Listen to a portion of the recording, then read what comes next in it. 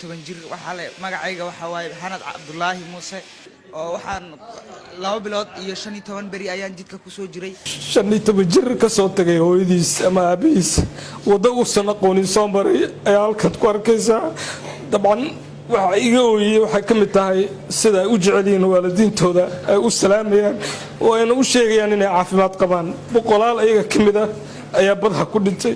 waxaan salaamayaa hooyaday Saare Axmed Caliya hooyaday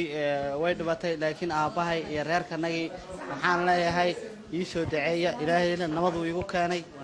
waxaan salaamayaa hooyaday aabahay hooyaday mar cali aabay bilisuga halka waxaan ka salaamayaa aabay iyo qaraabadeeda aniga waa caafimaad qabaa Talyaaniga jooga hooyo aan ku salaamay aniga nabad qabo insha Allah waantay waan caafimaad qabaa qofka xigto dunida ugu qaalisan oo ruuxda aan noolaa aan ka jeclaa waa xaaskayga qaaliga hadaad ay aragto oo codkayga aad maqasho waa nabad qabaa abaay macaanto kulay codkayga aad maqasho waad ku farxi doontaa waan ku salaamay macaanto Ibrahim Umar Baafe wararka Universal magaalada Milan dalka Talyaaniga